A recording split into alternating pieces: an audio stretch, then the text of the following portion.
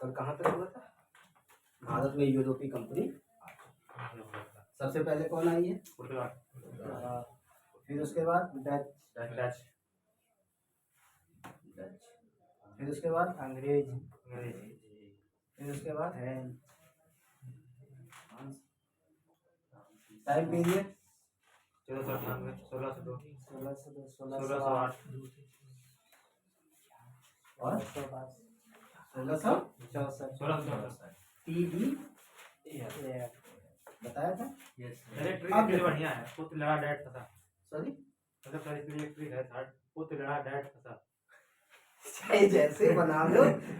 देखो ये जो मतलब कि इंफॉर्मेशन याद करने वाली है, तो जैसे बना सकते हो उसका कोड वैसे बनाओ। इसमें ये जरूरी नहीं है कि तुम जो है एकदम सीधा सीधा याद करो। कहानी तुम्हें पता होना चाहिए, तुम्हें जो है कि इसका कॉन्सेप्ट पता होना चाहिए, ठीक है। बाकी कोड बना के, जितना कोड बना के इंफॉर्मेशन रख सकते हो रख लो। बिना इंफॉर्मेशन के आपकी चीजें हो ही नहीं सकती, चाहे यूपीएससी का एग्जाम क्यों ना, यूपीएससी हो, पीसीएस हो, आप देखेंगे information plus concept, concept plus information, इसी का खेल है। और सब कुछ आपके इसी पे डिपेंड करता है कि आपकी ये चीजें तैयार है कि नहीं, आपकी हिस्ट्री अच्छे से तैयार है कि नहीं है, आपकी पॉलिटी अच्छे से तैयार है कि नहीं है, आपकी ज्योग्राफी अच्छे से तैयार है कि नहीं है, आपकी साइंस अच्छे से तैयार है कि नहीं। आप आधा हिस्टोरियन होते हैं, आधा जो है भूगोलवेत्ता होते हैं, आधा जो है कि रासायनिक होते हैं, आधा जो है आप जो है फिजिक्स के ज्ञाता होते हैं, आधा डॉक्टर होते हैं। समझ में आया? एक जो है कि यूपीएससी की तैयारी करने वाले बच्चे में ये आधा गुण होता ही होता है। आप 5 मिनट 10 मिनट जो है कि डॉक्टर के भी मुंह चुप करा सकते हो, इससे ये बीमारी होती है, इसमें ये इलाज है, पता होता है। इसीलिए इस एग्जाम को सामान्यज्ञ कहा गया है, यानी इसमें आपको हर विषय की थोड़ी थोड़ी थोड़ी थोड़ी जानकारी होती है। विशेषज्ञता की मतलब नहीं है कि आपको इतिहास एकदम डीप में पढ़ना ना, आपको इतिहास केवल वो चीज पढ़ना है जो आपके काम, ठीक है। तो ये आए, अब देखो कहानी कहां से शुरू होती है। ये लोग आ चुके हैं भारत में, और भारत में आएंगे तो भारत में आप देखेंगे कि एक कंडीशन और है इनका आने का। अगर आप टाइम पीरियड देखोगे तो 1498 शुरू होता है, और भारत का ये जो उत्तरी हिस्सा है यहाँ पे अभी कोई और शासन कर रहा है, यहाँ पे कोई और अभी शासन कर रहा है। यहाँ पे अगर आप देखेंगे तो लोधी वंश का शासन है, लोधी वंश। 1526 में बाबर पानीपत का प्रथम युद्ध, और यहाँ पे साउथ इंडिया में देखेंगे तो नई नई शक्तियां अभी जो है आ रही है, उभर रही है।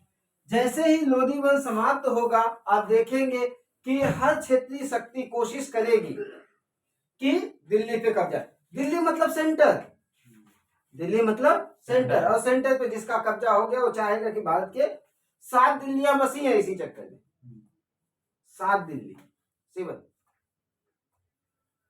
और आप देखेंगे कि भारत की एक कंडीशन हमेशा रही है, प्राचीन काल से लेकर आधुनिक काल तक देखोगे, भारत एक बार कोशिश होता है कि पूरे भारत पे जो है कि कब्जा हो जाए, किसी डायनेस्टी का कब्जा हो गया लगभग, या भारत के अधिकांश हिस्सों पे उसका कब्जा हो जाए, हो गया, फिर उसके बाद वो टूटना शुरू, इस क्षेत्र पे कोई और शासक, इस क्षेत्र पे कोई और, इस क्षेत्र पे कोई और, इस क्षेत्र पे कोई और, इस पे कोई और, इस पे कोई और, इस तरह से जो है फिर टूटेगा।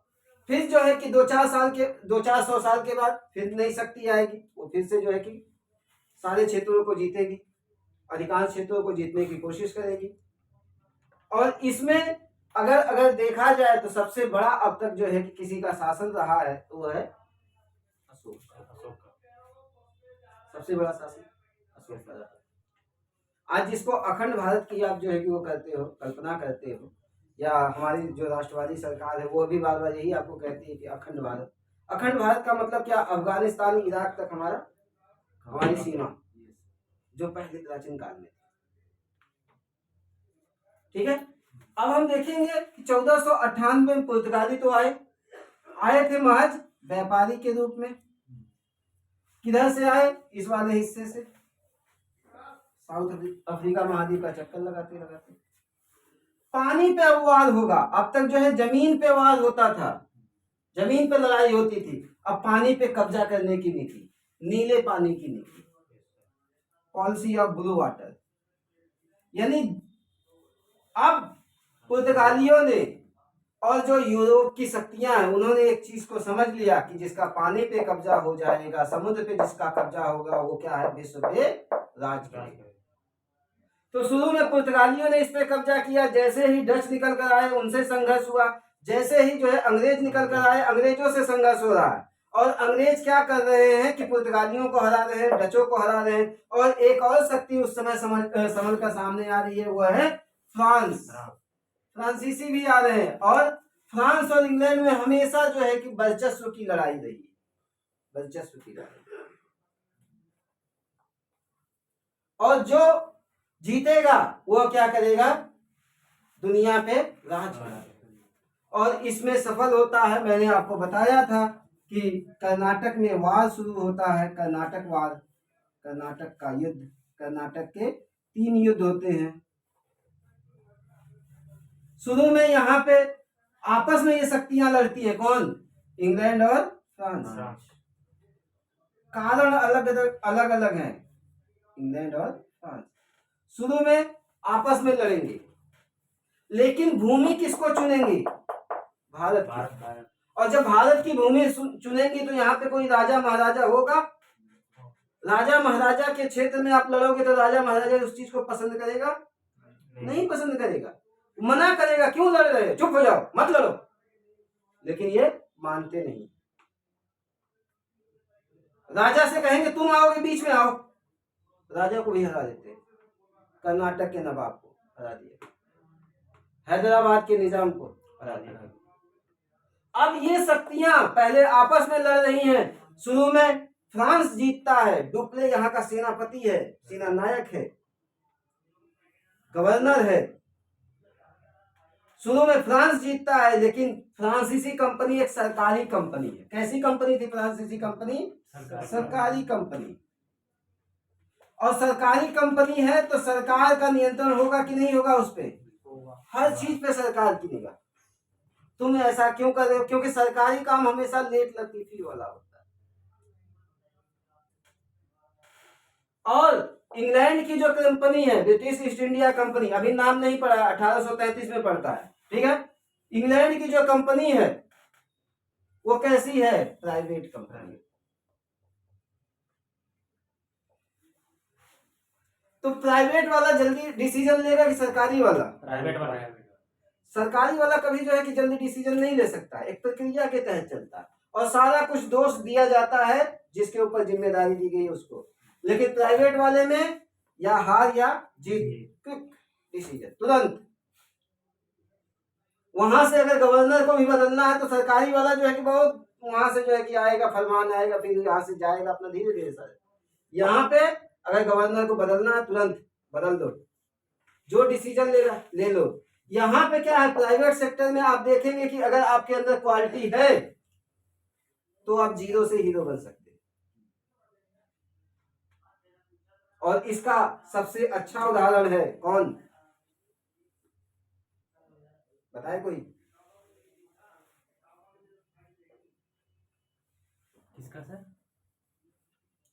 प्राइवेट कंपनी में एक किरानी था ब्रिटिश ईस्ट इंडिया कंपनी में, रॉबर्ट क्लाइव। किरानी मतलब क्लर्क। कलर बन गया सर। वहां से क्लर्क बन के आया, यहाँ पे क्लर्क का काम कर रहा है। लेकिन जब मद्रास को घेर लिया गया है फ्रांसीसियों के द्वारा, वो सलाह देता है कि अगर हम अर्काट को घेर ले, कर्नाटक की राजधानी, अगर हम उसको घेर ले तो यहाँ पे अंग्रेजों का दबाव, फ्रांसीसियों का दबाव कम हो जाएगा। और जैसे ही फ्रांसीसी का दबाव मद्रास पे कम होगा, हम उनको यहाँ पे भी हरा देंगे, अर्काट पे भी हरा देंगे। और लोग उसकी बातों को सुनते हैं, और कहते हैं ठीक है भैया, जैसा तुम कह रहे हो वैसा कर लो, उसको घेर लो। और रॉबर्ट क्लाइव को ही भेज देते हैं कि कहते हैं ये लो 500 सैनिक, जाओ तुम उसको घेरो। मतलब क्लर्क के ऊपर जिम्मेदारी दे देते हैं और वो घेरने चला जाए। और एकदम उसका अंदाजा एकदम सही निकलता है कि अर्काट को घेरा गया, मद्रास पे जो है, मद्रास से कुछ सेना जो है फ्रांसीसियों की गई उसकी मदद के लिए, और क्या होता है कि फ्रांसीसी यहाँ पे भी कमजोर और यहाँ पे भी कमजोर, और जब दोनों जगह कमजोर हो जाएंगे क्योंकि शक्ति बढ़ चुकी है, अब फ्रांसीसी कमजोर, अब अंग्रेज क्या करेंगे, हरा देंगे। रॉबर्ट क्लाइव जीत जाता है, उसने जो मतलब दिमाग, अब तो उसको जो है पुरस्कृत किया जाएगा क्योंकि भाई उसकी सलाह से जो है कि ये काम हुआ है। और उसी समय बंगाल में एक घटना होगी, ब्लैक होल की घटना, क्योंकि बंगाल में बार बार अंग्रेज डिस्टर्ब कर रहे हैं और सिराजुद्दौला वहां पे क्या कर रहा है, मना कर रहा है कि भाई हमारे क्षेत्र में मत करो, तुम मत लड़ो, मत जो है कि फोर्ट विलियम को घेरो, इसकी किलेबंदी मत करो। वो मानते नहीं है और वो क्या करता है, सिराजुद्दौला उनके ऊपर अटैक कर देता है। अटैक करने के बाद 146 अंग्रेजों को पकड़ के एक छोटे से कमरे में 18 बाई 12 के कमरे में बंद कर दिया जाता है। 146 अंग्रेज, कल्पना करिए कि क्या ये संभव है, नहीं संभव। लेकिन नवाब को बदनाम करने के लिए भैया ऐसा किया गया, हालांकि नवाब ने किया नहीं होगा, किया होगा तो किसी अधिकारी ने ही किया होगा या कर्मचारी ने किया होगा। नवाब तो बस आदेश दे के चला गया, भाई बंद कर दो इनको, तो उसने ये थोड़ी नहीं बोला था कि इसी कमरे में बंद करो। तो नवाब को बदनाम करने के लिए अंग्रेज उस घटना को इतना प्रचारित करते हैं, इतना प्रचारित करते हैं कि यहां से सेना भेज दी जाती है, क्योंकि अंग्रेज अब यहाँ पे जीत चुके हैं, उनकी पावर बढ़ चुकी है। तो रॉबर्ट क्लाइव को भेज दिया जाएगा, वाटरसन को भेज दिया जाएगा कि जाओ भैया, बंगाल में हमारे ऊपर जो है संकट आ गया, वहां के नवाब ने ऐसा किया। अब सेना, तो जो 23 बचे थे, एक हालवेल था, वही जाके बताया था। हॉलवेल ने जो द वंडर ऑफ बुक लिखी थी अपनी, अलाइव द वंडर।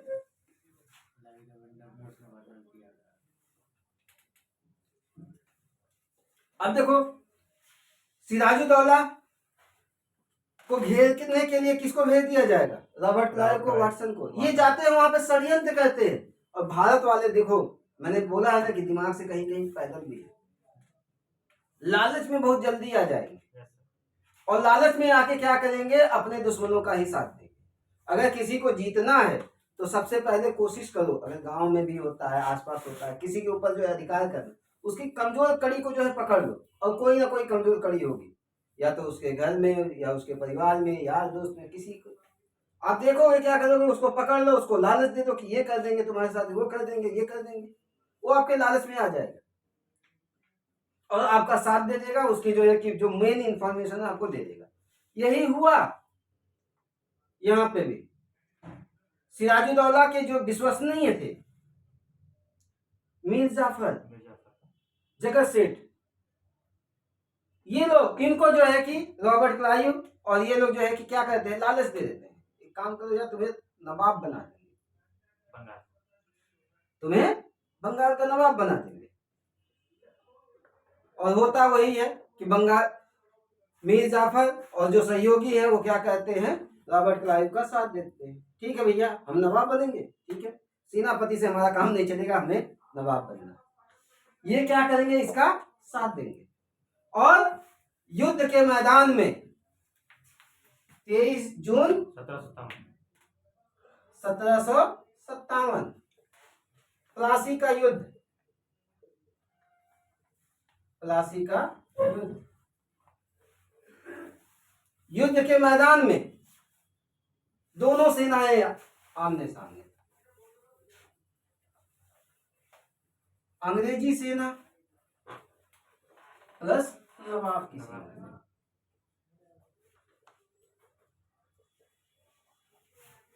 मात्र 1000 के आसपास सैनिक इसके पास, और इनके पास लगभग 45 सैनिक, 1000 सैनिक और 45,000 सैनिक। मीर जाफर जो इनका सेनापति है, युद्ध के मैदान में मूक दर्शक होकर देखता है। और भारत सेना की एक अपनी खासियत होती है, जब तक कैप्टन आदेश नहीं देता है सेना हिलती नहीं है, चू नहीं करती है।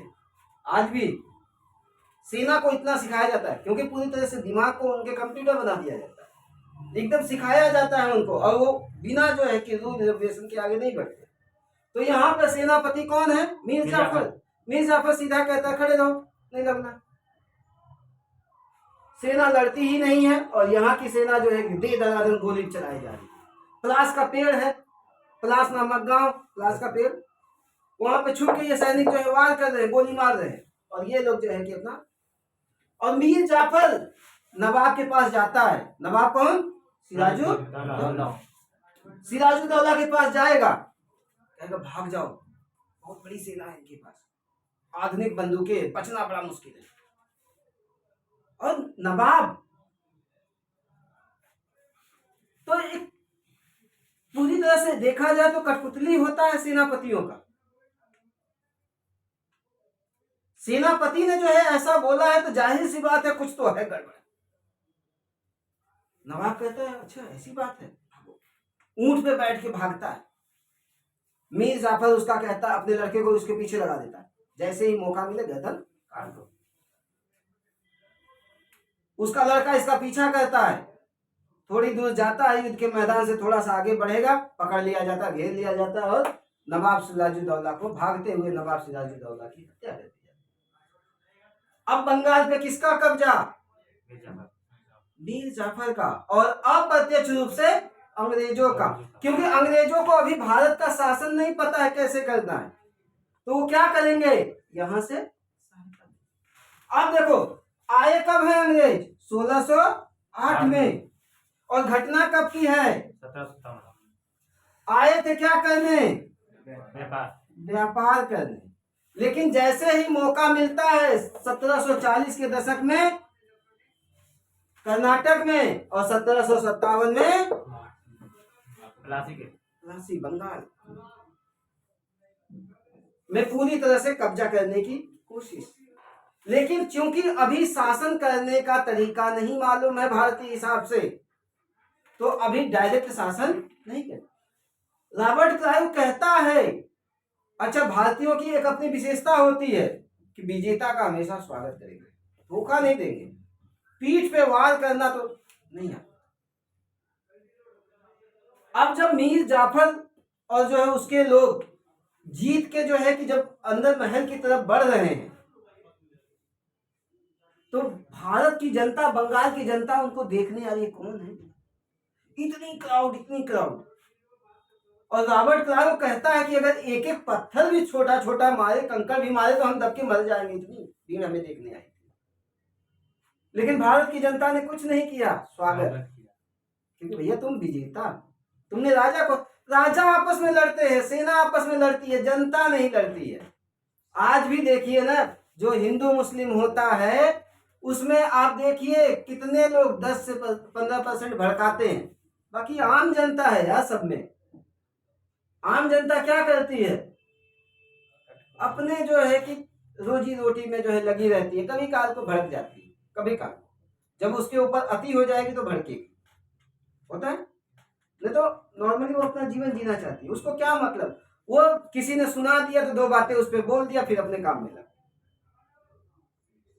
जनता को नहीं मतलब है, जनता को बस इतना मतलब है कि चलो ठीक है यार, रोजी रोटी हमारा किसी तरह से। डिस्टर्ब कौन करता है? जो उसका फायदा उठाना चाहते हैं। अब आए थे व्यापार करने, बीच बीच में लिटमस टेस्ट करते रहते हैं कि कब हमें कहाँ मौका मिले, कब हमें कहाँ मौका मिले। और 1757 में उनको बंगाल एक अच्छा मौका देगा। इसीलिए कहता हूं मौके की तलाश में हमेशा रहो, जैसे ही मौका मिले वार करो। किस्मत तुम्हारे लिए हमेशा एक दरवाजा खोल के रखेगी, और उस दरवाजे तक पहुंचने की जिम्मेदारी तुम्हारी है।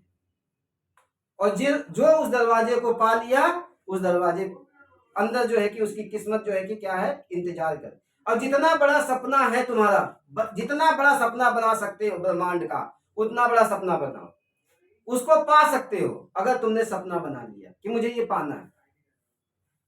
भारत जैसी धरती पे तुमने जन्म लिया है, जहां पे अपने शरीर को त्यागने की भी कला आती है। हम अपने शरीर को अपने हिसाब से त्याग सकते हैं जब मन करेगा, और जितना चाहेंगे उतना जी लेंगे। हजारों ऋषि मुनि हैं, अभी तक जिंदा हैं बहुत से लोग। अभी कुछ समय पहले देवरावा बाबा के बारे में आप लोगों ने सुना होगा, अपने मन से 999 साल जी के गए, ऐसा बताया, 900 साल से ज्यादा जी।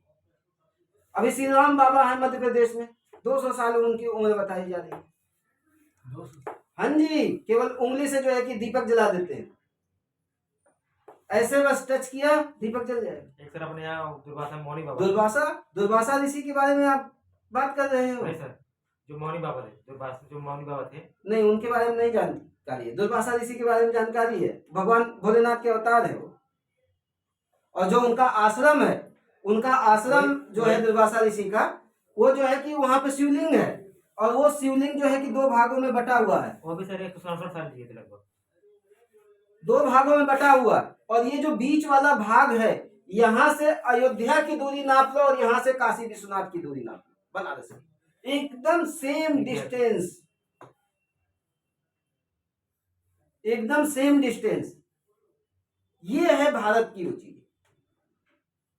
तो यहाँ पे महर्षि दधीची अपने इंद्रहास रहा है, कह रहा भैया मुझे अपना जो है कि हड्डियां दे दो, मुझे उससे वज्र बनाना है, ले लो भैया, असुरों पे तुम्हें वार करना है, ले लो, अपने मन से शरीर त्याग देना। तो भारत की भूमि पे हो, मैं कह रहा हूं जितना बड़ा सपना बना सकते हो, आईएएस पीसीएस तो बहुत छोटा सपना है, वो एक महज नौकरी है जहां तक तुम पहुंचना चाहते हो। बस सपना बना लो, उसके लिए जीना शुरू कर दो। अब अंग्रेजों ने भारत को जीतने के लिए प्रयास करना शुरू कर दिया, क्योंकि यहाँ पे अपॉर्चुनिटी है, अवसर है उनके पास।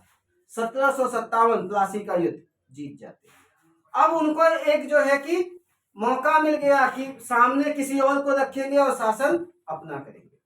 सामने रखा उन्होंने किसको? मीर जाफर। मीर जाफर।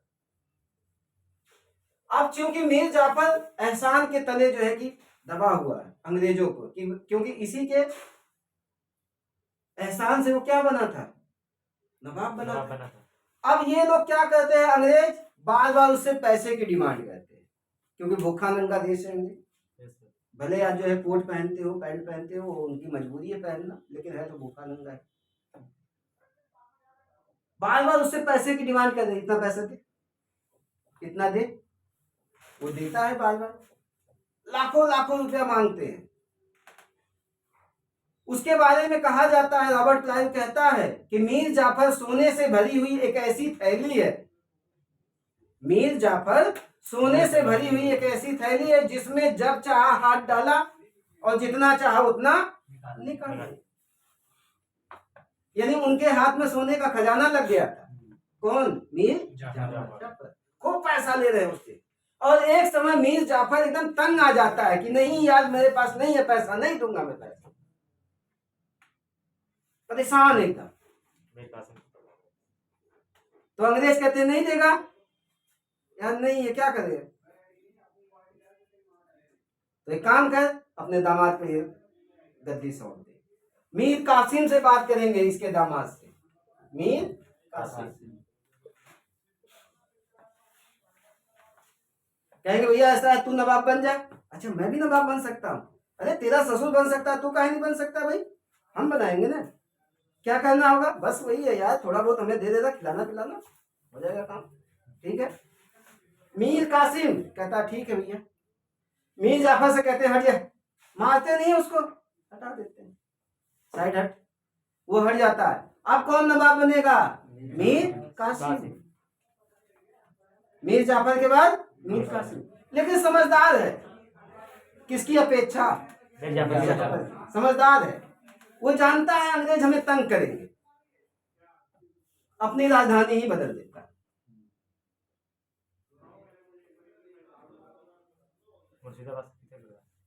कहाँ लिख जाता? अच्छा, और कुछ? और तो सर कोई संभावना नहीं। कुछ ना पता चले, राजधानी ही चेंज। अब जब राजधानी चेंज तो अंग्रेज समझ जाते हैं कि हमारी डिमांड पूरी नहीं करेंगे।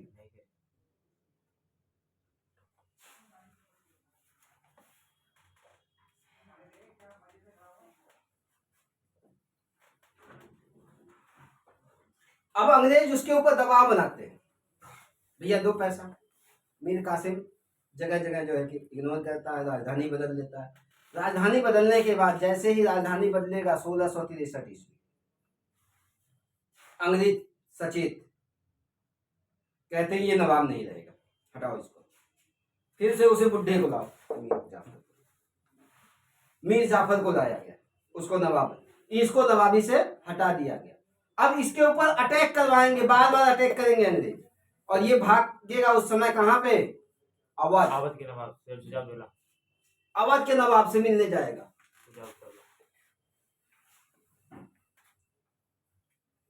अवध का नवाब ताक में है, मुझे भी मौका दिल्ली का। उस समय दिल्ली से भी आया हुआ सुल्तान कौन है, सुजाउद्दौला, सुजाउद्दौला शाह आलम द्वितीय, शाह आलम द्वितीय, दिल्ली का जो है कि सुल्तान बादशाह, मुगल बादशाह। जो अवध वाला, जो फैजाबाद वाला सुजाउद्दौला, और अवध का नवाब है सुजाउद्दौला, मुगल बादशाह होता है सुजाउद्दौला। इधर से मीर कासिम पहुंचा है। अवध का नवाब सुजाउद्दौला कोशिश करता है कि सुजाउद्दौला को जो है कि अंग्रेजों को सौंप दे और उससे कुछ रियायत ले ले, लेकिन अंग्रेज कहते ना अभी इस पचड़े में नहीं पड़ना, अभी ताकत दिखाने का समय है, अपनी शक्ति दिखाने का समय है, कहते हैं युद्ध कर। शाह आलम, सुजाउद्दौला, मीर कासिम, एक तरफ इन तीनों की सेनाएं और एक तरफ अंग्रेजों की सेनाएं। मैदान बक्सर का, बक्सर गाना भी बना है। अक्सर जो है आप देखेंगे भारत में बड़ी अच्छी चीज है, जिला पे और क्षेत्र पे किसी खास चीजों पे गाना बनता है। बक्सर जिला भोजपुर, आरा के आगे पटना, किराया का तू ले बाबा, समझ में आया? सर अपने आगे मोटे गाना बनता है तो गाना, तो बक्सर का मैदान 1764, 1764 बक्सर के मैदान में एक तरफ इन तीनों की सेनाएं, एक तरफ अंग्रेजों की सेनाएं लड़ती है। सर मुझे ये नहीं समझ में आ रहा कि मतलब तीनों सेना तब भी ये लोग हार गए क्यों? अभी बता रहे। 3 सेनाएं एक तरफ अंग्रेजों की सेना, क्या होता है युद्ध बक्सर का 1764, और इन तीनों सेनाओं को फिर से अंग्रेज हरा देते हैं। क्यों? क्योंकि यहाँ पे भी सेम कंडीशन थी कि यहाँ पे सुजाउद्दौला के 2 सेनापतियों को अंग्रेजों ने खरीद लिया, पहली चीज। दूसरी, ताकत भी इनकी अपेक्षा जो है कि ज्यादा दिखाए थे, कूटनीति अच्छी थी, रणनीति अच्छी थी। ये पंगु है। भारत के लोग पंगु क्यों हैं? बिक जाते हैं। एक कंडीशन ये है, दूसरा प्रैक्टिस नहीं है, आधुनिकता के साथ अपने आप को जो है कि ढाल नहीं पा रहे। संघर्ष खत्म हो जाता है ना यहाँ पे आपके पास संघर्ष है ही नहीं। आप 30 साल 40 साल तक तैयारी काहे करते हो? क्योंकि संघर्ष नहीं है। पैसा कौन देता है? माँ बाप। डिपेंड हो, पेट तो भर ही रहा है, पहनने के लिए कपड़ा मिल ही जा रहा है, गर्लफ्रेंड को घुमाने के लिए थोड़ा बहुत पैसा भी इधर उधर से अरेंज कर रहे, काम चल रहा है तो लगे पड़े हो। 30 साल बीत गया, 40 साल बीत, 26, 27, 28, मैं तो कहता हूं 25 के बाद तैयारी ही मत करो। अगर करना भी हो तो 5 साल चलो मैं छूट दे देता हूं, 30 के बाद तुरंत छोड़ो, चाहे हो चाहे मत हो, लालच मत रखो। 2-4 साल लग जाएगा अपना करियर बनाने में, उसमें जो है लग जाओ, आगे की भी तो जिंदगी जीनी है।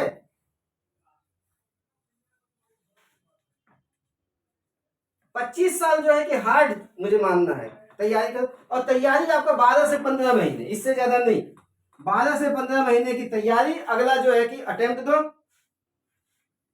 2-3 अटेम्प्ट दो, नहीं होता है छोड़ दो। नहीं बनोगे आईएएस कोई बात नहीं है, उस एक्सपीरियंस को लेकर जाओ, दूसरा कुछ करो, बिजनेस करो, कोई भी चीज कर सकते हो। छोटे से चीजों को स्टार्ट करो, आप देखो कहां से कहां पहुंच जाओ। लेकिन यहाँ पे क्या है? आलस। जड़ हो चुके हैं हम, निकलना ही नहीं है। एक बार ठान लिया आईएएस बनना है तो बनना है, भले जो है कि आधी रोटी खाएंगे, बाद में मेहनत भी नहीं करते, एनर्जी खत्म हो चुकी होती है, तब भटकते हैं, कहते हैं कि यार पढ़ा तो है, पूरा इतिहास मेरा पढ़ा हुआ है, पूरी ज्योग्राफी पढ़ी हुई है, पूरी हिस्ट्री, पूरा जो है कि इकोनॉमी पढ़ा हुआ, क्या करना है यार, हो जाएगा। और ये हो जाएगा तो होता नहीं। 40 साल क्यों तैयारी करोगे भाई, जवानी खत्म कर दिया यार तुमने। 5 साल नहीं हुआ तुम्हारा तो छोड़ के कुछ और करो ना, बढ़ो आगे। और भारत में अपॉर्चुनिटी बहुत है, किसी भी फील्ड में तुमने कदम रख दिया और उस पर मेहनत किया तो हो जाएगा, गारंटी है। क्योंकि देखो नौकरी करके भी पैसा कमाना है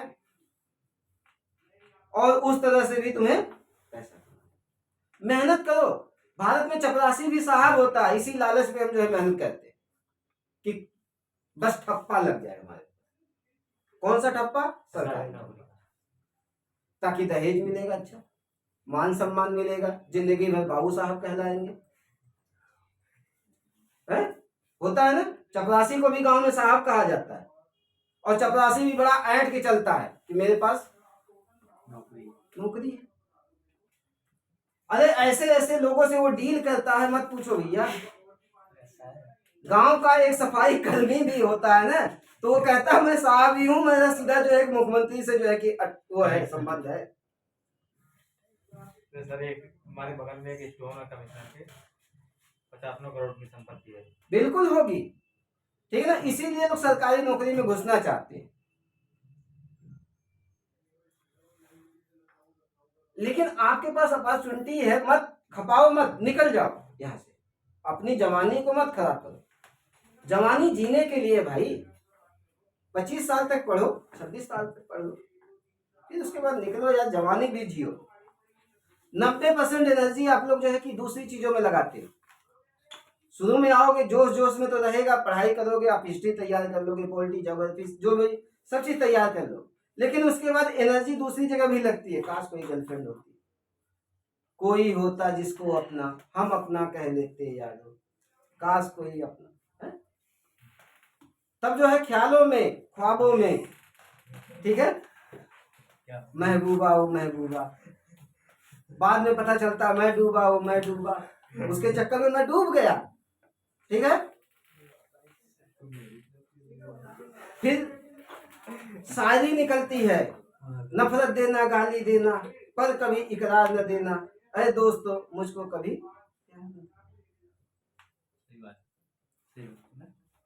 तब ये निकलेगा।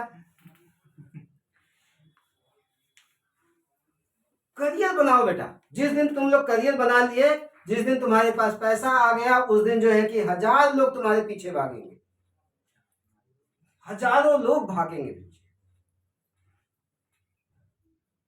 और चाहे वो नौकरी से बनाओ, चाहे किसी भी तरह से बनाओ, करियर बनाने में तुम्हें देखो साल, 1.5 साल, 2 साल लगेगा, 6 महीने तुम्हें किसी भी फील्ड में तुम कदम रखो, 10 महीने तुमने मेहनत की ईमानदारी से, 10 महीने फॉर्मूला है बेटा, 10 महीने मेहनत की, 11वें महीने से तुम्हें लाभ होना शुरू हो जाएगा।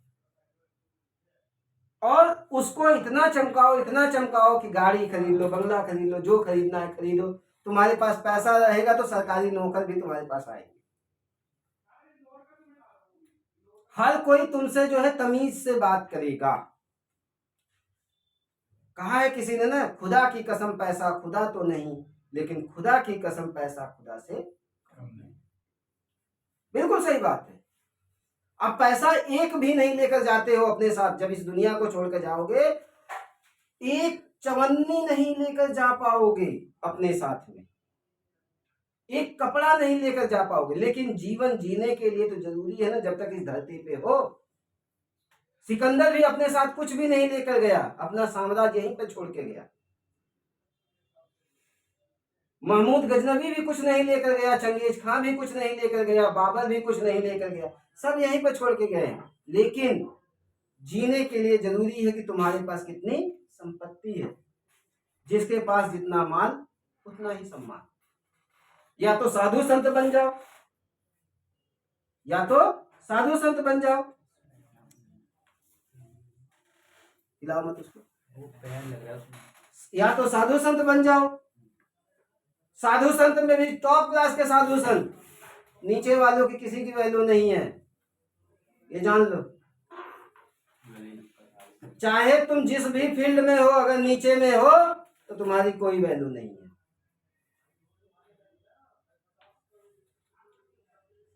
लेकिन टॉप क्लास पे हो तो तुम्हारी वैल्यू है। मीर कासिम इन लोगों से मिलता है, हरा दिया जाता है अंग्रेजों से। अब अंग्रेज समझ गए हैं कि हमें केवल और केवल कठपुतली शासकों को यहाँ पे रखना है। मीर जाफर को रॉबर्ट क्लाइव का गधा कहा जाता है, ये गधे की तरह है। गधा क्या करता है? अपनी बुद्धि का इस्तेमाल नहीं करता। जितना बोझ चाहे लाद दो,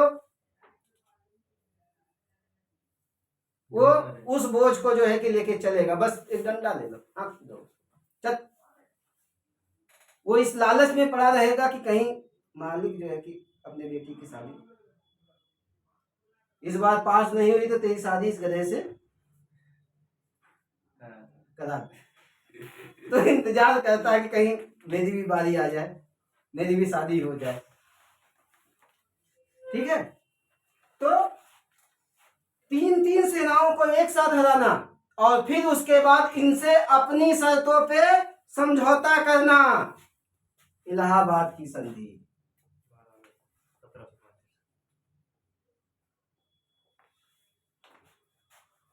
संधि 12 अगस्त 1765 और 16 अगस्त 1765।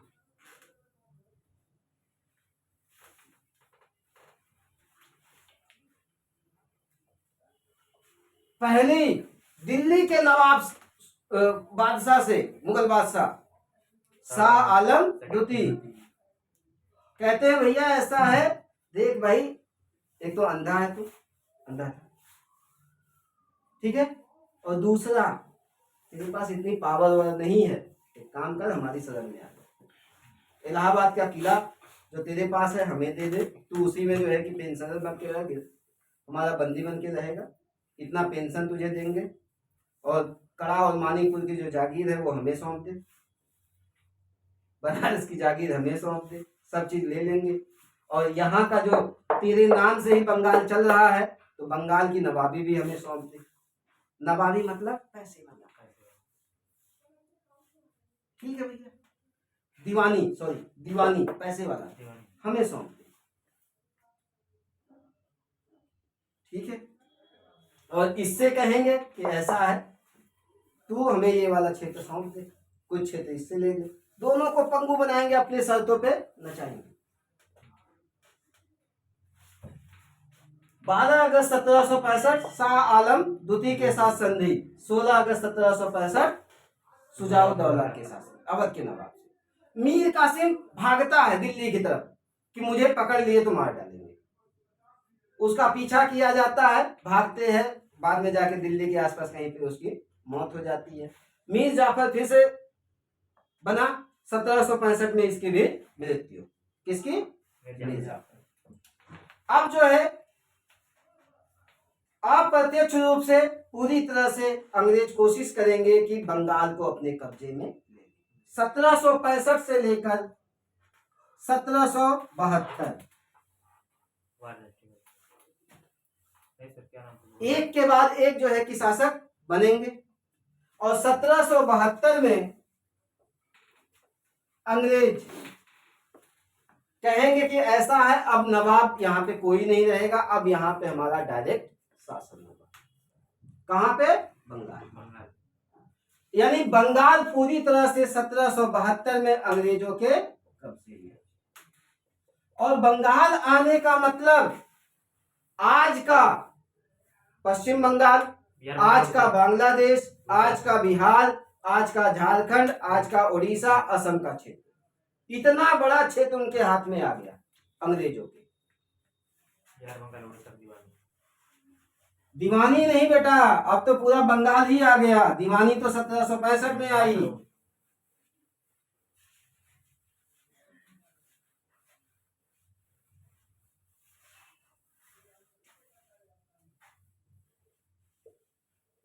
पूरा क्षेत्र आ गया किसके कब्जे में? अंग्रेजों के कब्जे। अब मैंने आप लोगों को बताया था कि अंग्रेज अब क्या करेंगे कि यहां का शासन तो डायरेक्ट अपने हाथ में ले लिए, यहां पे कंपनी ने अपने हाथ में लिया है 1772 ईस्वी में। लेकिन ब्रिटेन की जो पार्लियामेंट है, संसद जो है, अब इनके ऊपर जो कंपनी है निगाह बनाए हुई है, भैया कब्जा कर लिए हो। अगर इनके ऊपर जो है कि दबाव नहीं डाला गया तो ये क्या करेंगे, एक अलग देश ही बना लेंगे। कब्जा करो इनके ऊपर नियंत्रण करो। और यहाँ पे जो है 1773 में पारित होगा रेगुलेटिंग एक्ट।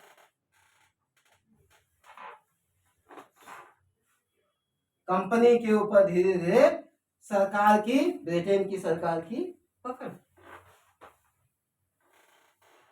थोड़ा बहुत समझ में आ रहा है? अब यहां पे अंग्रेजों को क्या मिलेगा?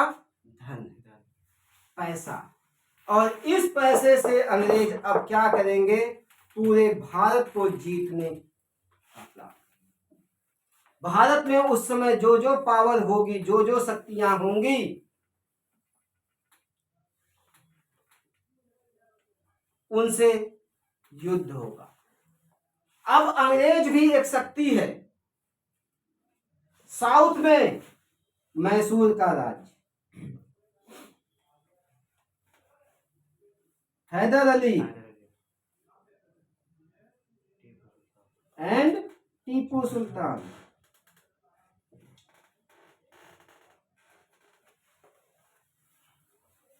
हरा दिया जाएगा इनको। टीपू लड़ते हुए 1799 में मारा गया। संधि हो जाएगी श्रीरंगपट्टनम। श्रीरंगपट्टनम की हो चुकी है बेटा 1792। तो अच्छा होगा 1799 की बात शिविर कर। तो जाती है हैदर अली। हैदर अली, टीपू सुल्तान बेटा, हैदर अली पहले ही मारा गया है, मर चुका है 1782 में। 1799 में मैसूर किसके कब्जे में? एक तरह से देखा जाए तो अंग्रेजों के।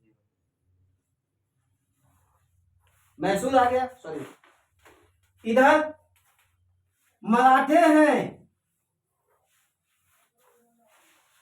यह भी आपस में लड़ रहे हैं और इनसे भी अंग्रेजों का युद्ध होगा। आंग्ल मराठा युद्ध। आंग्ल मतलब अंग्रेज, मराठा मतलब मराठी। इनसे युद्ध।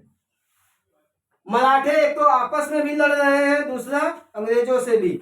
जहां अगली शक्ति भारत पे जो है, मराठे जो है कि हो सकते थे, वहां पे अंग्रेज, मराठों को हरा दिया गया। यह क्षेत्र भी अंग्रेजों के पास। मैसूर आ गया। मराठों की जो सीमाएं थी, मराठों का जो क्षेत्र था, वह भी अंग्रेजों के कब्जे में। इधर पंजाब, राजा रणजीत सिंह, पंजाब को भी जीत लिया गया। इधर अवध छोड़ा गया था उसको भी 1756 में जीत लिया। बंगाल आ गया, मैसूर आ गया, मराठे पे कब्जा हो गया, पंजाब आ गया, सिंध पे भी हमला हुआ। इधर जो है अफगानिस्तान के साथ हमला होगा, लेकिन अफगानिस्तान को ज्यादा सफलता नहीं मिलेगी। धीरे धीरे एक के बाद एक अंग्रेज जो है कि भारत के लगभग 60% क्षेत्रों को जीत चुके।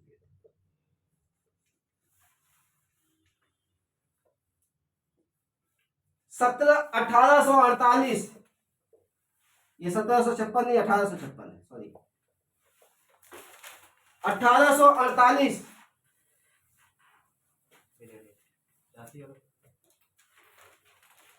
डलहौजी भारत का गवर्नर जनरल बनकर आता है।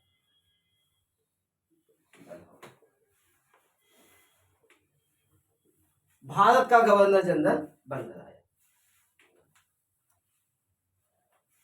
समझ में आया? नहीं आता? नहीं आता? खिचड़ी हो गया। चलो खिचड़ी में तड़का लगाएंगे तो स्वाद आ जाएगा, टेंशन मत लेना, ठीक है,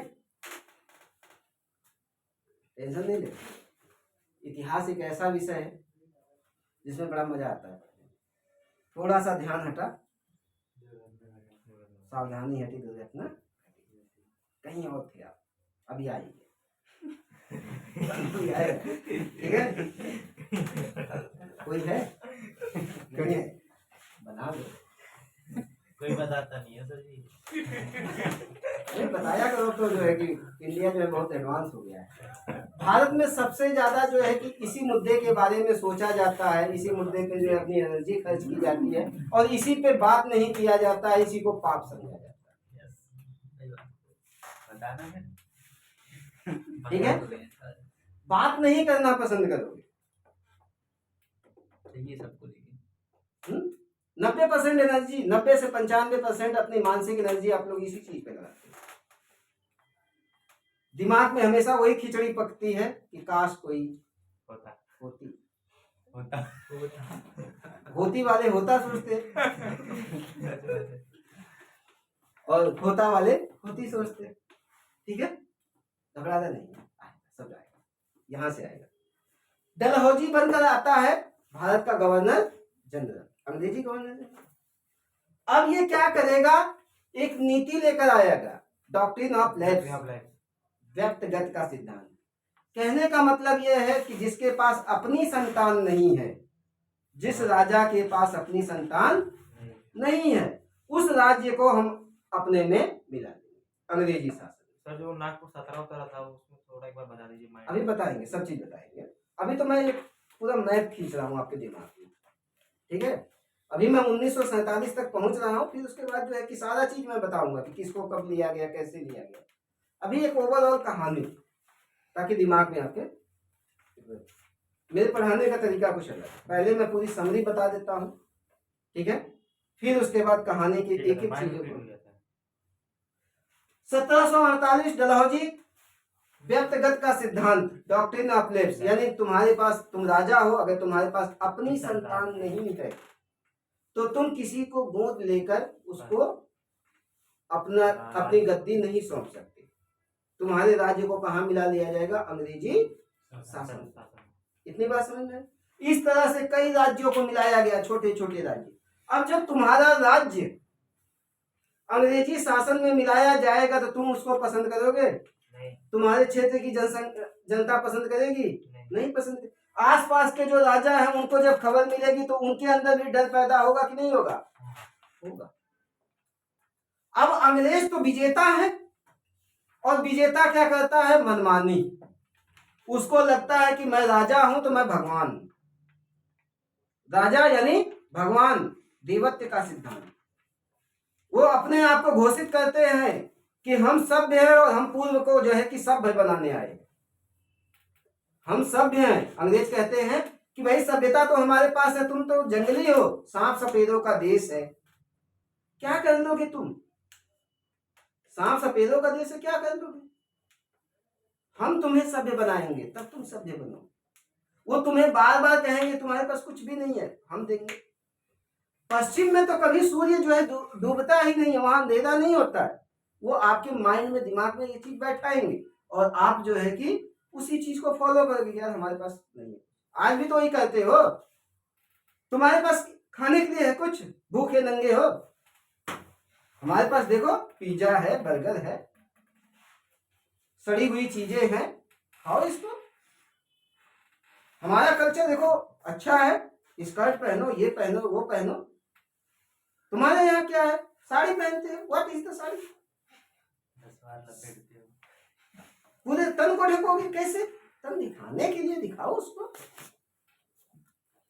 अभी तो सर वही दिख रहा है, पूरा मॉडर्न एरिया मॉडर्नाइजेशन हो रहा है। तुम्हारे यहाँ शादी 7 जन्मों का, हमारे यहाँ देखो रोज जो है कि अलग अलग अलग अलग। सुबह शादी हुई, शाम को जो है कि बीवी बदल गई। WWW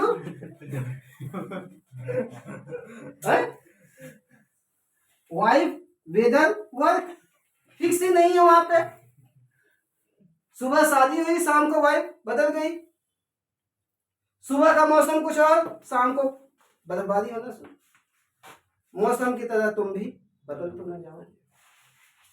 बदल गया, वो पता ही नहीं है कब तुम्हारे काम से निकाल दिया जाए। कोई चीज वहां फिक्स नहीं है और कहेंगे देखो हमारे यहाँ, और तुम्हारे यहाँ हर चीज फिक्स है। मौसम, सर्दी, गर्मी, बरसात, 12 ऋतु है कि नहीं? फिक्स है कि इस समय ये आएगा ही आएगा। वहां पे पता ही नहीं। तुम्हारे यहाँ एक बार शादी हुई तो इस जन्म में नहीं, 7 जन्म तक तुम्हारा पीछा नहीं छोड़ूंगा या छोड़ूंगा। दिल का रिश्ता है। काम चाहे सरकारी हो चाहे प्राइवेट, सरकारी में तो घुस गए तो निकलोगे ही नहीं, और प्राइवेट में भी नहीं निकालेंगे। इमोशन होता है, बार बार कहेंगे और निकाल भी देंगे तो फिर जो है कि वो आ गया होता है। सब चीज फिक्स है आपके यहाँ, लेकिन वो बताएंगे तुम्हारा कुछ भी नहीं अच्छा नहीं है, तुम उनकी बातों पे विश्वास करो। तो अब अंग्रेज विजेता जाति अपनी मनमानी करेगी। एक तो आपके क्षेत्रों को जीत जीत के क्या करेगी, अपने में मिलाएगी। तो वहां के राजा असंतुष्ट, वहां की प्रजा असंतुष्ट। एक असंतुष्टि का कारण ये। दूसरा, 1813 में ईसाई मिशनरियां आ चुकी हैं, और वो क्या करेंगे ईसाई मिशनरियां, आपके धर्म को परिवर्तित करवाएंगे। हिंदू से ईसाई बनाएंगे, मुसलमान से ईसाई बनाएंगे।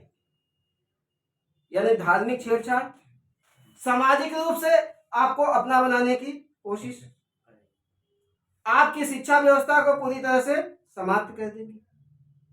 साथ ही साथ आपके जो संसाधन हैं, जो आपका रोजी रोजगार है, वो छीन लिया जाएगा। पहले हर घर में रोजगार हुआ करता था, अब उसको छीन लिया गया। अब कच्चा माल जो है कि इंग्लैंड में जाएगा, वहां से मशीनों में बन के वो चीजें आएंगे और आप उसको खरीद के पहनोगे, खाओगे, जो भी। यानी आपका रोजगार छिन गया। ये सारे चीजें जो है हो रही हैं, और जनता के बीच क्या है, असंतोष फैलता जा रहा है। उसी बीच 1857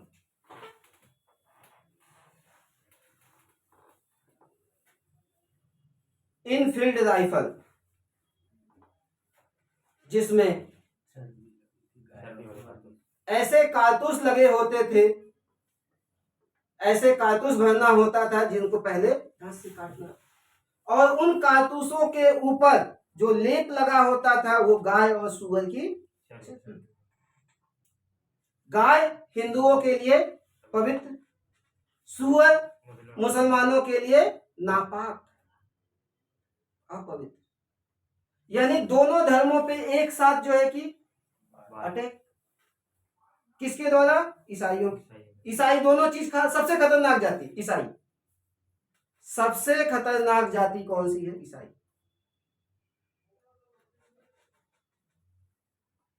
वो आपके इमोशन की कोई वैल्यू नहीं। अब आपके धर्म पे वार, सेना में जब ये खबर पहुंचती है कि भैया ऐसा किया जा रहा है, हमारे धर्म को भ्रष्ट किया जा रहा है, सेना क्या करेगी, कहीं ना कहीं विद्रोह कर। सेना हथियार उठाना जानती है, क्योंकि वो हथियार चलाना जानती है। तो सेना में जब ये बात फैलती है तो शुरू में जो है कि कानाफूसी होती है, बाद में ऐसा होता है कि मंगल पांडे जैसा व्यक्ति मना कर देता है, ना विद्रोह, खुला विद्रोह। अपने ही सार्जेंट को गोली मार दी। मंगल पांडे और ईश्वरी पांडे दोनों को पकड़ लिया जाता है, और 8 अप्रैल 1857 मंगल पांडे को, एक सर बलियारा चित्तू पांडे की तरह, वो 1942 के बाद 45 में समानांतर सरकार, बताइए, ठीक है। मंगल पांडे को फांसी। अब ये खबर जब सेना के अन्य रेजिमेंटों को पहुंचती है तो वहां पे भी,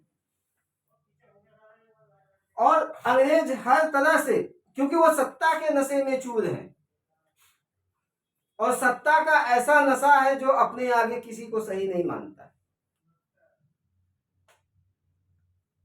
सत्ता का नशा करना है तो आपको सत्ता का नशा करिए, क्योंकि जिस दिन डीएम बन गए उस दिन जो है एक जिले के मालिक हो। थोड़ी सी मेहनत तो लगेगी, लेकिन डीएम बन गए तो सीधा जो है कि पीएम आपसे जो है बात करेगा, होम मिनिस्ट्री से सीधा बात। एता नेता आपकी जेब में घूमेंगे, डीएम साहब बस ये से। और क्वालिटी अगर उसके अंदर है तो धीरे धीरे जो है कि गृह सचिव अगर वो बन जाता है, होम सेक्रेटरी, तो समझ लीजिए सब कुछ उसी के ऊपर है, पूरा देश उसी के ऊपर डिपेंड। तो करना है तो सत्ता का नशा करना, जो चाहोगे वो तुम्हें मिलेगा। दुश्मन तो हर जगह है, दुश्मन तुम्हें हर जगह मिलेंगे, जमीनी स्तर पे भी और टॉप लेवल पे, हर जगह तुम्हें दुश्मन मिलेंगे। जीवन आसान नहीं होता है कहीं पे भी, टांग खींचने वाले केकड़े तुम्हें हर जगह मिलेंगे। एक केकड़े को लो, कुछ केकड़ों को बाल्टी में डाल दो, एक केकड़ा निकलने का प्रयास करेगा, दूसरा केकड़ा उसकी टांग पकड़ के आगे बढ़ने, और सारे केकड़े उसी बाल्टी में जो है कि लड़ते रहेंगे, मरते रहेंगे। इंसान भी एक केकड़ा ही है, जिस समाज में रहता है समाज के व्यक्ति उसका पैर खींचना शुरू करें। आपकी सफलता जो है कि उनको पछती नहीं है। 1857 मंगल पांडे को फांसी, अन्य रेजिमेंट भी कहेगी भैया ऐसा है, कुछ तो गड़बड़ है। 10 मई 1857 मेरठ के सैनिक 8 मई को इन्होंने मना कर दिया था।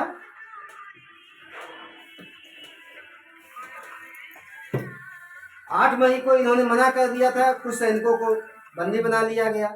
10 मई 1857 को ये सैनिक मेरठ से दिल्ली रवाना। कहां से? 65 किलोमीटर है, रात का समय। कितना देर लगता है? बस से जाओ 1 घंटा 1.5 घंटा में पहुंच जाते हो मेरठ।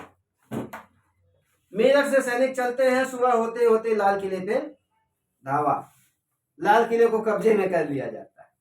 और लाल किले का जो उस समय जो है कि नवाब मुगल बादशाह था मीर जाफर, सॉरी कौन है, बहादुर शाह जफर, बहादुर शाह जफर, उससे रिक्वेस्ट करते हैं कि आप भाई नेता बन जाइए हमारे, हम विद्रोह कर दिए हैं, आप नेता बन जाइए। वो बुढ़ा व्यक्ति समझ में नहीं आता क्या करे, मना करता है कि यार मेरे बस की बात नहीं है, मैं वैसे ही पंगु हो चुका हूं, क्या करूंगा। लेकिन ये कहते हैं भाई आप भाई मुगल बादशाह हो, आप अगर नेतृत्व संभाल लेंगे तो भारत की जनता आज भी आपका सम्मान करती है, बन जाइए। बहुत मनाते हैं, लास्ट में वो व्यक्ति नेतृत्व करने के लिए तैयार।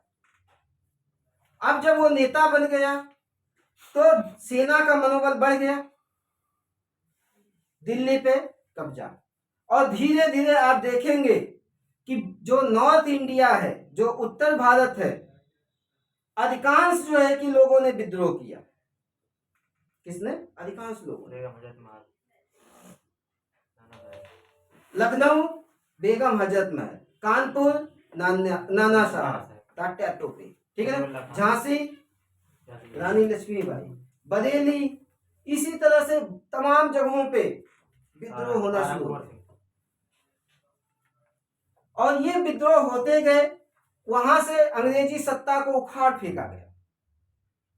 लेकिन चूंकि यहाँ के राजे रजवाड़े ने जो है कि इन विद्रोहियों का ज्यादा साथ नहीं दिया, इस और अंग्रेजों का साथ दिया, और धीरे धीरे अंग्रेजों ने क्या किया, एक के बाद एक सारे क्षेत्रों पे पुनः कब्जा कर। भारत लगभग आजाद हो चुका था, उनका बोरिया बिस्तर एकदम बंद चुका था। लेकिन चूंकि यहाँ के लोग ही जो है कि अपनों का साथ नहीं देते, मैंने बताया ना केकड़ा, जब लोग साथ नहीं दे रहे तो क्या होगा, जनता कब तक लड़ेगी भाई?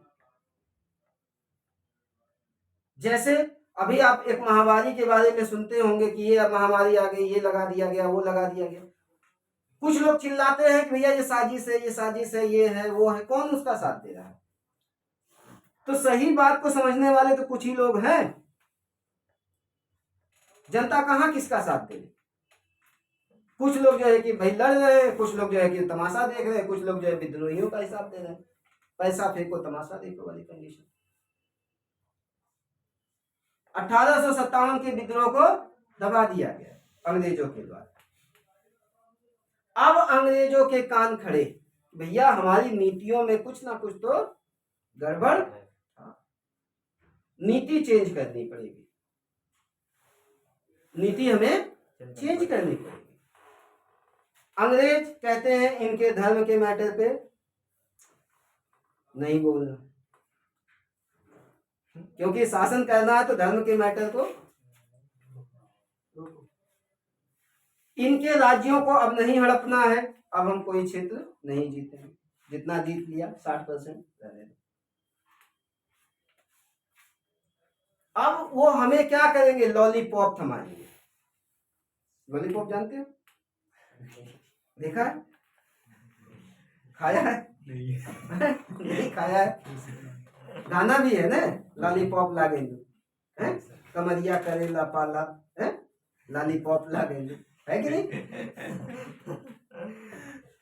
मैंने कहा ना भारत के लोग बड़े क्रिएटिव टाइप के, बैठे बैठे रहेंगे तो छेड़ी पे, बकरी पे, पता नहीं किन किन चीजों पे जो है कि गाना बनाएंगे, ठीक है ना? ये सब समझ नहीं बना आजमगढ़ का। हाँ,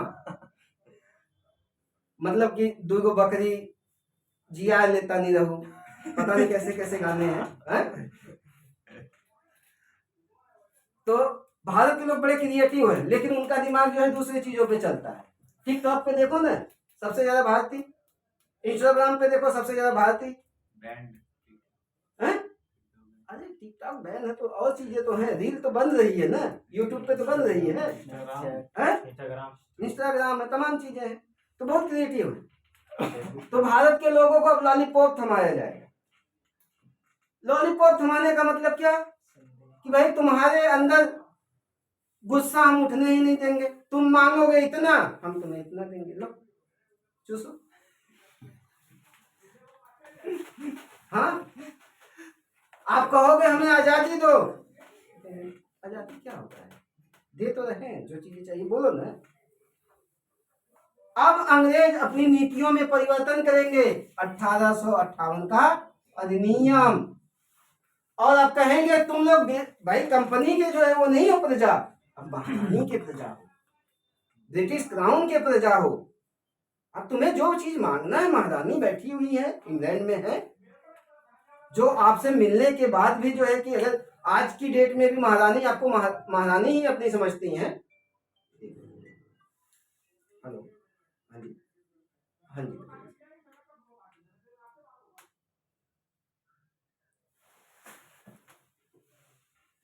नहीं सर, ठीक है। अब अंग्रेज 1858 के अधिनियम लेकर आएंगे। अब कहेंगे कि भैया ऐसा है, तुम हमसे क्यों मांग रहे? महारानी बैठी हुई है ना वहां पे इंग्लैंड में, आज भी महारानी अपने को महारानी ही समझती है, महाराजा वहां का महाराजा ही समझता है आपने। आज भी हमारे पीएम साहब जाएंगे तो वो दस्ताना लगा के आपसे हाथ मिलाएंगे, और उसके बाद भी जो है दस्ताना निकाल के फेंक देंगे और हाथ जाके साबुन से हाथ धोएंगे। यानी आज भी आप उनकी नजर में क्या हो? गुलाम। हाथ तो मिला लिया लेकिन पसंद नहीं आया। तो 1858 का अधिनियम, अब तुम किसके गुलाम हो गए? डायरेक्ट महारानी की प्रजा हो गए, महाराज की प्रजा हो गए। अब तुम्हें जो भी बात करना है वहां से करो डायरेक्ट। 1857 की क्रांति बहुत व्यापक क्रांति, रोटी और कमल। जिस गांव में जो है रोटी भेज दी जाती, जिस गांव में जो है कमल भेज दिया जाता, माना जाता है कि भैया क्रांति के संदेशवाहक यहाँ पे आ चुके हैं, अब हमें भी जो है कि यहाँ से क्रांति करना है। 1858 का अधिनियम, ब्रिटिश क्राउन के अधीन अब जो है भारतीय जनता होगी। अब वहां से इन्वेस्टर को जो है कि भेजा जाएगा कि ऐसा है भारत में विकास करो, अब देखो तलवार के दम पे नहीं करना है, बल्कि क्या है, नजरिया चेंज करो, दूसरे हिसाब से वहां के संसाधनों को लूटो। रेलवे का विकास तेज कर दो, वहां पे इंडस्ट्री लगाओ और वहां से जितने संसाधन को लूट सकते हो लूटो। नील की खेती, कपास की खेती जबरदस्ती आपसे करवाई जाएगी, अफीम की खेती जबरदस्ती करवाई जाएगी, और इन सारी चीजों को जो है कहां पे, इंग्लैंड भेजा जाएगा। कच्चा माल वहां जाएगा, वहां से तैयार होके आपके यहां आएगा, और पूरी तरह से आपको क्या किया जाएगा, गुलाम बना। आपकी शिक्षा व्यवस्था खत्म कर दी जाएगी, जो गुरुकुल व्यवस्था है खत्म। अब जो है कि तुम्हें पढ़ना कहाँ पड़ेगा, कॉन्वेंट स्कूल में। अब तुम्हें कॉन्वेंट स्कूल में पढ़ना है, और कॉन्वेंट स्कूल में तुम लोग पढ़ोगे, वही शिक्षा पाओगे, और तुम्हें अब पढ़ने के लिए जिसके पास पैसा होगा कहां पे जाएगा, इंग्लैंड। अब तुम्हें भी जो नौकरी दी जाएगी, तुम्हें भी नौकरी दी जाएगी, लेकिन कैसी नौकरी, जो अंग्रेजी पढ़ी लिखी हो। क्लर्क बनाया जाएगा, तुम्हें चपरासी बनाया जाएगा, ठीक है। तुम्हें आईसीएस की परीक्षा देने का मौका मिलेगा, टेंशन मत लो, तुम भी डीएम बन सकते हो, सारा कुछ होगा। लेकिन वो क्या होगा, एक लॉलीपॉप, हजारों में से तुम्हें जो है कि एक आध को जो है कि दे दिया गया, तुम भी खुश। जैसे आज 4-6 किलोमीटर जो गांव है आसपास फैला हुआ, एक गांव यहाँ, एक गांव वहां, वहां वहां से देखोगे कुछ गांवों में एक आध नौकरी होती है, और उसी को देख के क्या कहते हैं, यार देखो फलाने का लड़का यार जो है कि देखो सरकारी नौकरी पाया है, तुम भी पा सकते हो, जाओ नौकरी करो। आप भी चल देते हो, आपके माँ बाप जो है दबाव डालते हो, आप भी चल देते हो। चलते हो कि नहीं चलते हो? किसी एक ने जो है रिजल्ट दिखाया कि देखो मेरे यहां से खरीदा हुआ ये बच्चा आईएएस बन गया, खरीदा हुआ, मैं अपने से जोड़ रहा हूं, पढ़ा हुआ नहीं, खरीदा हुआ आईएएस बन गया। अच्छा आपके यहां से बना है, अरे सर क्या बात है, मैं भी सर जो है कि कितनी फीस है सर, 2 लाख, ठीक है सर मैं दे दूंगा, 2 लाख रुपए साहब को समझ। क्यों? क्योंकि मुझे भी आप आईएएस बना। एक टीचर है, मैं नाम नहीं लूंगा, वो गए थे इलाहाबाद में सेमिनार करने, तो स्टूडेंट के बीच से जो है निकल रहे थे, रास्ता होता ना जाने के लिए, तो उस लड़के ने उनका पैर छुआ, पैर छूने के बाद कहा सर आज मैं धन्य हो गया, अब मैं आईएएस बन जाऊंगा, अब मैं आईएएस बन जाऊंगा पैर छूने से। तो उन्होंने भी कहा तथास्तु बन जाओगे, ठीक है। तो यहाँ पैर छूने से भी बच्चा आईएएस, मेहनत नहीं करेगा, खुद पे जो है मेहनत नहीं करना, सफलता तो देखो तुम्हारे कदम चूमेगी, लेकिन किसके, जिसके बाजुओं में दम है। चंगेज खां वहां से आता है, पूरे मध्य एशिया को जीत लेता है, रोनता है एकदम, पूरे मध्य एशिया को जीतता है, और जिसने भी सर उठाया उसका सर कलम।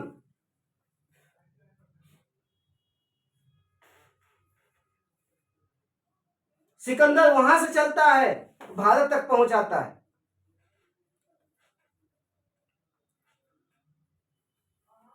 बाबर फरगना से चलता है, भारत को जीत लेता है। मोहम्मद गौरी वहां से आता है, भारत को जीतता है।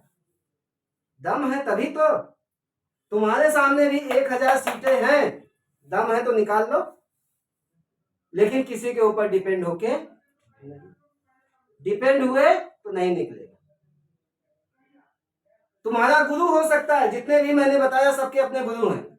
सिकंदर का गुरु अरस्तु, बाबर का गुरु बुढ़िया दादी बताया था, बाबर अकबर का गुरु बताया था बैरम खान। सबके अपने गुरु हैं जो उसको रास्ता बता रहे हैं। गुरु का साथ लो, डायरेक्शन लो, लेकिन जीतना तुम्हें है, मेहनत तुम्हें करना। अगर डिपेंड हो गए तो नहीं जीतोगे।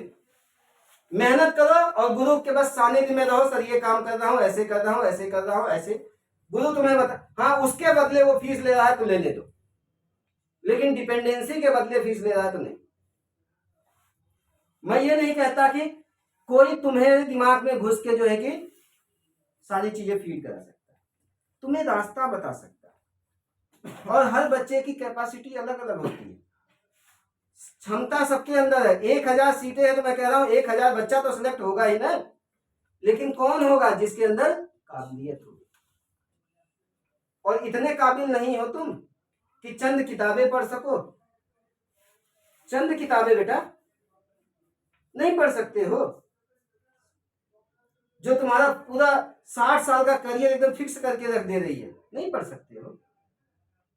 7-8 किताबें, 10 किताबें।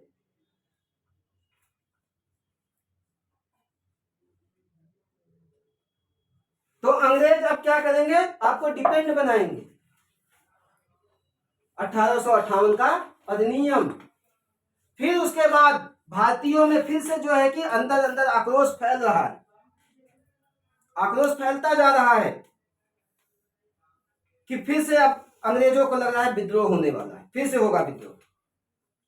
अब वो कहेंगे, जो भारतीय पढ़े लिखे उनसे कहेंगे अपना संगठन बनाओ, लड़ो, संगठन बनाओगे, हमारे पास आओगे तो यार क्यों नहीं हम तुम्हारी बात सुनेंगे। तो जितने पढ़े लिखे भारतीय थे अपने अपने संगठन बना रहे हैं,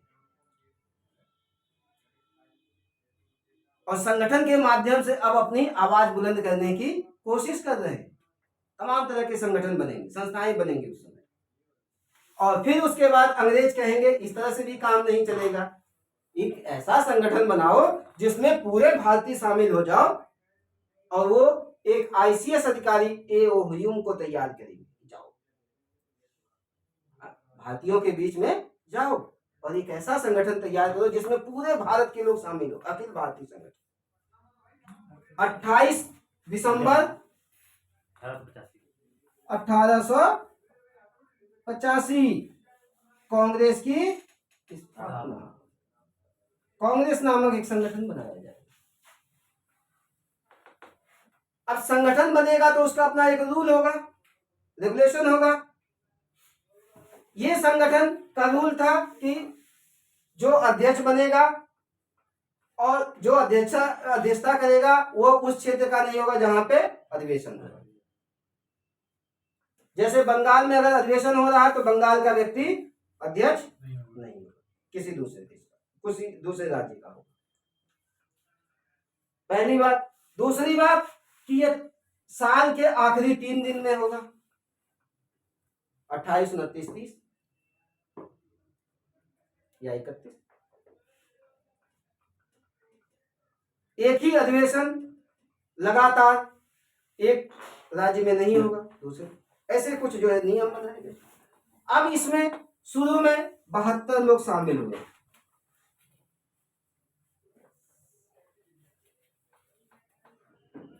और कौन पहले अध्यक्ष थे? डब्ल्यू.सी. बनर्जी, व्योमेश चंद्र बनर्जी पहले अध्यक्ष कांग्रेस। किसके कहने से हुआ था? ए.ओ. ह्यूम साहब के।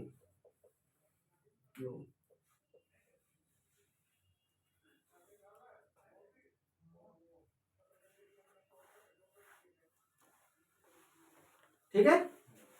अब कांग्रेस हर साल अधिवेशन करने लगी। 72 लोग शुरू में शामिल, धीरे धीरे धीरे धीरे और लोग इसमें शामिल होते गए। बैठिए 2 मिनट। धीरे धीरे और लोग शामिल होते गए। शुरुआत में 72 लोग, बैठिए, शुरुआत में 72 लोग, बाद में और लोग शामिल होते गए इसमें।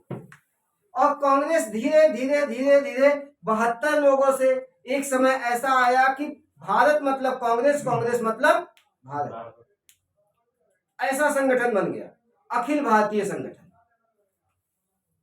अब दिन पर दिन लोगों का विश्वास जो है कांग्रेस में जमता गया, और लोग कहते हैं कि भैया ये जैसे आज के हमारी पार्लियामेंट है, हमारे जो सांसद हैं, हमारे सांसद क्या कहते हैं कि जनता अपनी आवाज सांसदों तक पहुंचाती है, सांसद जो है अपनी बात पार्लियामेंट में रखता है, पार्लियामेंट क्या है पूरे जनता के सामने रखती है कि भैया आपकी डिमांड हमारे तक पहुंची। यही चीज हो रहा था कि जनता अपनी बात कांग्रेस के प्रतिनिधियों तक रख रही है और कांग्रेस के प्रतिनिधि जो है कि मंच पे चिल्ला रहे हैं कि हमें ये चाहिए, हमें वो चाहिए, हमें वो चाहिए। ये मतलब कि सारी अपनी जो है कि चीजें लिख रहे हैं, तैयार कर रहे हैं और अंग्रेजों को सौंप रहे हैं, भैया हमें ये चाहिए। अंग्रेज कह रहे हैं वाह अब तुम्हें ये चाहिए। अब कांग्रेस क्या करती है कि शुरुआत कांग्रेस के 3 चरण है जब से इसकी स्थापना होती है। कब से? 1885 से। 1885 से लेके 1905 इसका एक चरण है। 1905 से लेकर 1920 या 19 कांग्रेस का दूसरा चरण और 1920 से लेकर 1947 कांग्रेस का तीसरा चरण। यहां आप चीजों को समझ जाओगे, कांग्रेस की बहुत सी चीजें आपको समझ में आ जाएगी। आपको लेट तो नहीं हो रहा? 5 मिनट। ये शुरुआत 1885 से 1905 जैसे एक बालक होता है, कांग्रेस भी अभी बालक है। और बालक क्या करता है? अपनी मां के साथ जाता है तो मां से हर चीजों के लिए डिमांड करेगा, मम्मी मुझे ये दिला दो, मम्मी मुझे ये दिला दो, मम्मी मुझे ये दिला दो। बार बार मम्मी से मांगता है और मम्मी से मांगेगा इतना और मम्मी देंगी। कांग्रेस अभी बच्ची है यहाँ पे अंग्रेजों के सामने, ढेर सारी डिमांड रख रही है कि भैया हमें ये चाहिए, ये चाहिए, वो चाहिए। अंग्रेज कह रहे हैं ठीक है, बहुत थोड़ा सा। 1905 से 1920 ये बच्चा थोड़ा सा जिद्दी हो गया। पहले तो बच्चा बस डिमांड करता था मुझे ये चाहिए, वो चाहिए, वो चाहिए, लेकिन यहां पे बच्चा जिद्दी हो गया। नहीं दोगे तो यहीं लौट जाएंगे, कहता है ना बच्चा अपनी मम्मी से, कहता है कि नहीं कहता है? लौट जाएंगे, आपकी इज्जत मिट्टी में मिला दे। आपने हमें मना किया, मम्मी कहती अच्छा लेटोगे, लो दो तमाचा।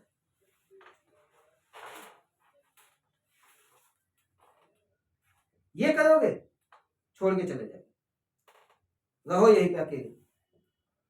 अब बच्चा पीछे पीछे चल रहा है। कांग्रेस की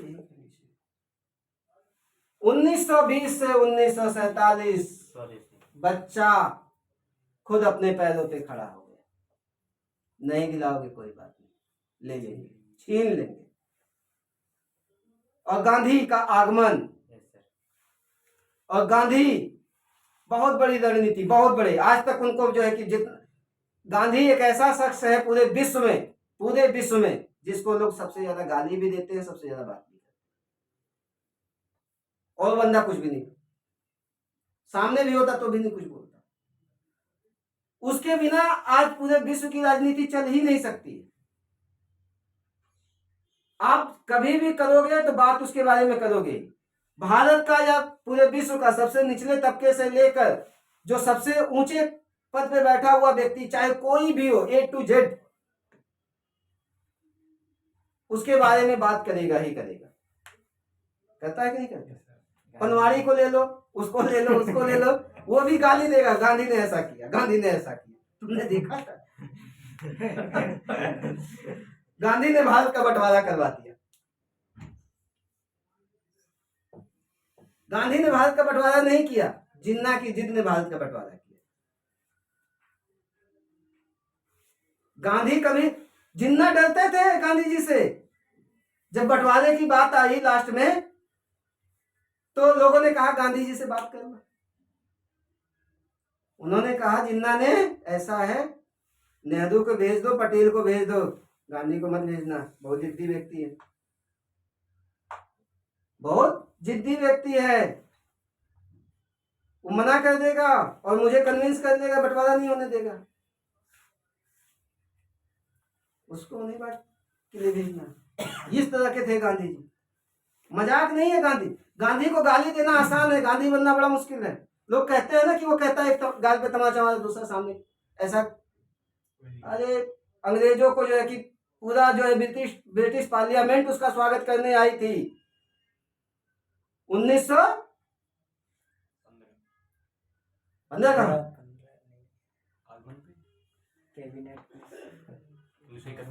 1931 द्वितीय गोलमेज सम्मेलन। हाड़ मांस का पुतला कहाँ गया है? ब्रिटेन की पार्लियामेंट में। और जब सबका शासन जो है कि उसकी तूती बोलती थी तो वो बंदा क्या कर रहा है? अंग्रेजों से गोलमेज सम्मेलन पे बात कर रहा है अकेले। ये था उसका व्यक्तित्व। उसको पता था कि अंग्रेजों को कैसे जो है कि हैंडल करना है, अपनी उंगली पे नचाना। नचाता था अंग्रेजों को, अंग्रेजों को समझ में नहीं आता था क्या करें। ये चाल चलता था गांधी, ये चाल चले, अंग्रेज जो है कि समझ नहीं। सारे लोगों का सहयोग है, ये मैं नहीं कह रहा हूं, लेकिन गांधी मतलब भारत, भारत मतलब गांधी हो गया 1920 से 1947। गांधी बिना तो आप कल्पना ही नहीं कर सकते थे। संघर्ष, तैयारी, संघर्ष 1920 से पहले उसने जो है 3 आंदोलन बड़े सफल किए। चंपारण, अहमदाबाद, खेड़ा, तीनों आंदोलन क्षेत्रीय आंदोलन सफल। और जो 3 बड़े आंदोलन उनके थे, असहयोग, सविनय अवज्ञा, भारत छोड़ो आंदोलन, तीनों फेल होकर भी सफल, क्योंकि अखिल भारतीय रूप से था। पूरे भारत को उन्होंने जोड़ दिया और पूरे भारत की जनता जो है देखने लगी थी अब जो है आजादी मिल जाएगी। गांधी जी ने कहा तो होगी। जाते पूरा तैयारी के साथ जाते, फिर देखते कि अभी जो है भारत की जनता तैयार नहीं, 10 साल वेट। सविनय अवज्ञा आंदोलन, नमक जैसे मुद्दे को, भाई कोई नमक जैसे मुद्दे को मतलब कि वो बना देता है,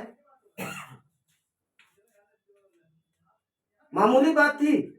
गांधी जी हफ्तों सोचते रहे कि कौन सा ऐसा मुद्दा है जिसको पकड़ा जाए, जिसपे अंग्रेज हिल जाए। उन्होंने कहा नमक। उनके दिमाग में एकाएक आया नमक। यार नमक के मुद्दों को, क्योंकि नमक क्या है, हर घर की जरूरत है। नमक को उन्होंने पकड़ा और नमक कहा कि इस पे अगर जो तुम टैक्स ले रहे हो हटाओगे, नहीं तो हम आंदोलन करें। अंग्रेजों को समझ में नहीं आया कि यार नमक जैसे चीजों पे ये क्या आंदोलन करेगा। एक लेखिका है, सरोजनी नाम है उनका, मैं पूरा नाम भूल रहा हूं, उस पे नहीं, सरोजनी नहीं, वो लिखती है उसमें, साम्राज्य हिला चुटकी भर नमक से। मात्र मुट्ठी भरी तो नमक उठाया था उन्होंने और पूरे साम्राज्य को जो है तितर बितर कर दिया, मजबूर कर दिया। कांग्रेस का प्रथम गोलमेज सम्मेलन होता है, उसमें कांग्रेस शामिल नहीं होती है। अंग्रेजों को कहना पड़ता है कि भैया कांग्रेस के बिना तो ये सम्मेलन फेल, क्योंकि गांधी आ रहे ही नहीं। किसी भी तरह से गांधी को मना के इस सम्मेलन में ले आओ। द्वितीय गोलमेज सम्मेलन, गांधी को मनाया गया कि यार किसी भी तरह से चलो, काम नहीं बनेगा। गांधी जो है आते द्वितीय गोलमेज सम्मेलन, लेकिन जो शर्तें गांधी जी रख रहे थे अंग्रेज उसको मानते नहीं है। सम्मेलन फेल, गांधी जी दोबारा फिर अपना जो है कि सविनय अवज्ञा आंदोलन चालू करते हैं, लेकिन एक बार आंदोलन टूट जाता है तो जल्दी संभलता नहीं। फिर जो है 10 साल 12 साल का वेट, 1942 भारत छोड़ो आंदोलन। वही गांधी जो असहयोग आंदोलन में 1920 में असहयोग उसकी बात कर रहे हैं, अहिंसा की बात कर रहे हैं, कह रहे हैं हिंसा नहीं होनी चाहिए। एक चौरी चौरा कांड होता है और आंदोलन वापस ले लेते हैं, और 1942 में कहते हैं हिंसा हो सकती है, इसकी गारंटी नहीं है। अंग्रेज मर भी सकते हैं, भारत के लोग मारेंगे भी, हिंसा भी हो सकती है। समझ रहे? वही हिंसा की बात, कितने चालाक व्यक्ति, और व्यापक हिंसा होती है 1942 में, व्यापक हिंसा जिसको डू और डाई, करो या मरो, बहुत व्यापक।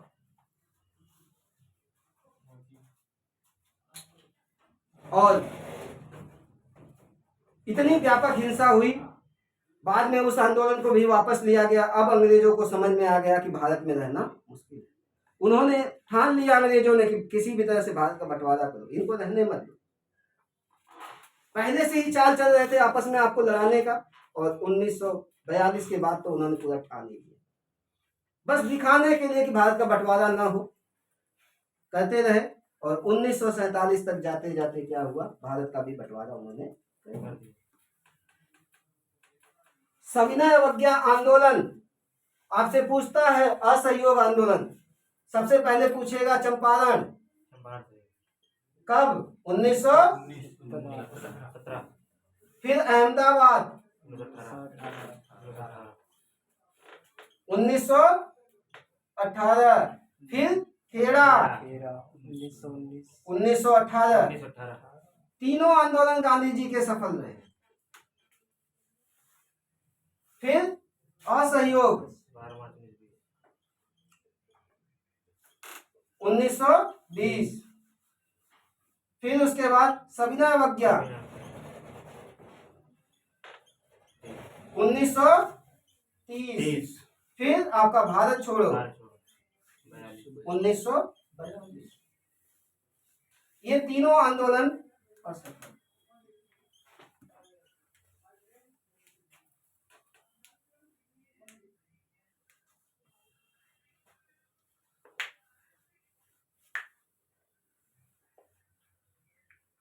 बहुत से शख्स है, उसमें अंबेडकर भी है, उसमें जिन्ना भी है, उसमें नेहरू भी है, सुभाष चंद्र बोस भी है, सब गांधी जी के इर्द गिर्द ही घूम रहे हैं सब। जैसे आज मोदी मतलब भारत, भारत मतलब मोदी हो गया है, सेम वही कंडीशन है। आज राहुल को अपनी पहचान बताने के लिए क्या करना पड़ रहा है, भारत जोड़ो यात्रा दक्षिण से उत्तर तक। रोज 20 किलोमीटर 25 किलोमीटर चल रहे हैं, संघर्ष कर रहे हैं। क्यों पहचान, अगर जो है कि समझ रहे हैं ना, पहचान खत्म कर दिया उनकी भाई। जमीनी स्तर सर पाचन बना जा रहे हैं। बनेगा, जो मेहनत करेगा बनेगा। तो कहानी अभी शुरू हुई, इसकी कहानी तो चलेगी। आज तो हजारे सर आंदोलन करके केजरीवाल को मंत्री बना दिए। जो आंदोलन में फायदा उठाए, नया नया कानून आया, सब नेता फायदा